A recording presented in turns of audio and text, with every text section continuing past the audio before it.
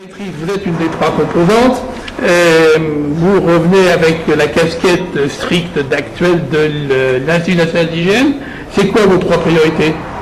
Mes trois priorités, j'y travaille, ça fait déjà, comme je l'ai dit ce matin, ça fait déjà presque 9 mois. Parce que pour moi, il n'y a plus de retour en arrière. Plus moyen. On y est, on y reste et on avance. Et on avance avec quoi? Le jumelage, ça a été une opportunité pour nous de développer des outils. On a une boîte à outils et vous avez vu quelques exemples ce matin, innombrables. Comme l'a dit Rachida, l'a dit Sehsag, et je le pense aussi, l'outil premier qui est projet de loi que je trouve personnellement magnifique, on le partagera avec vous, le projet de décret. C'est vraiment ce qu'il faut pour ce pays. On a embrassé à travers, et Yanfi est là, ce projet de loi a été exposé à de nombreuses personnes. C'est un modèle d'institut de santé publique exemplaire. Et ne serait-ce que l'exemple d'y avoir inclus les sciences humaines et sociales, joignant la surveillance, joignant la promotion et l'éducation pour la santé, joignant l'alerte, joignant tous les éléments qu'une institution ou qu'un institut de santé publique se doit d'avoir. Donc ça, pour moi, il n'y a plus de retour en arrière. C'est figé, ça a été validé par le ministère de la Santé, ça prendra le temps que ça prendra. Donc je ferme la parenthèse sur cet aspect législatif qui ne dépendra pas de nous.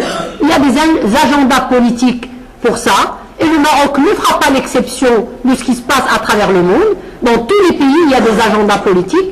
Ces projets de loi subiront ou accompagneront les agendas politiques. Par contre, vous avez vu qu'on a d'autres outils.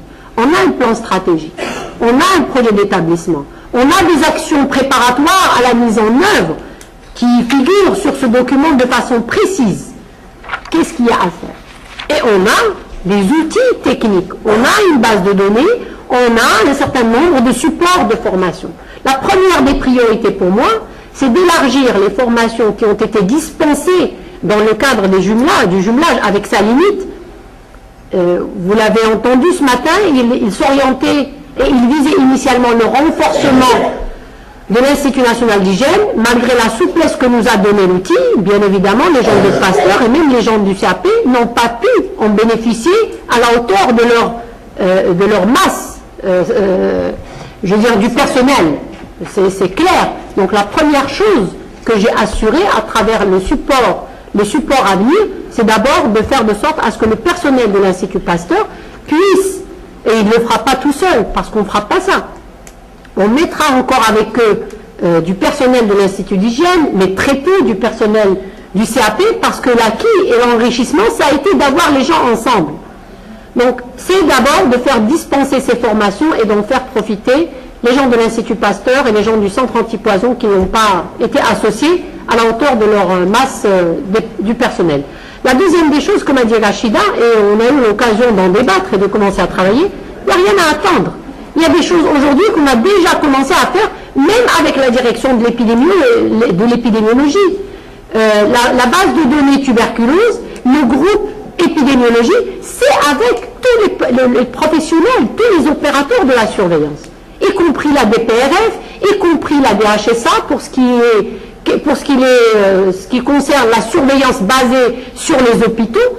Tous ces opérateurs aujourd'hui font partie de ce groupe, y adhèrent, ils contribuent par des personnes attitrées et alimentent la réflexion et permettent de la développer. Et nous avons développé l'outil informatique pour reconduire et répéter le modèle tuberculose à toutes les maladies sous surveillance. On a nos plateformes et on a nos procédures, c'est quelque chose qu'on peut partager et ça ne dépend que de nous. Ça ne dépend que de nous de vouloir se réunir, de vouloir travailler ensemble, partager nos expériences. Et moi je dirais les informations ou les retours des rencontres qui ont eu lieu, que ce soit au CAP, que ce soit à l'INH, dans le cadre des formations, dans le cadre des projets de recherche, dans le cadre des différentes rencontres, moi, personnellement, j'y ai trouvé un grand enrichissement par l'apport des gens de Pasteur. Parce qu'il se trouve qu'ils sont établissements publics. Qu'on le veuille ou pas, c'est un peu l'esprit d'une entreprise.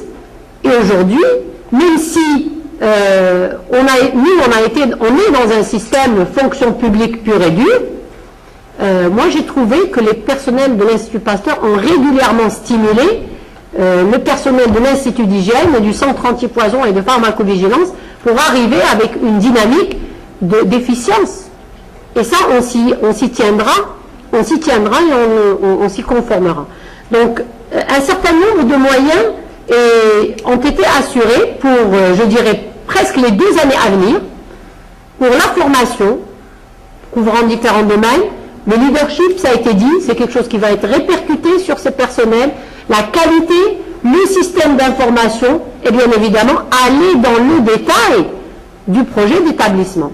Là, on s'assoit ensemble, on se dit qu'est-ce que tu as, qu'est-ce que j'ai, c'est quoi ta plateforme, c'est quoi ton domaine d'excellence, c'est quoi le mien, j'en ai un peu plus, j'en ai un peu moins, et on se complémente. Et on ne se marche pas sur les plates-bandes. Voilà un peu mes éléments de réflexion à ce stade-là.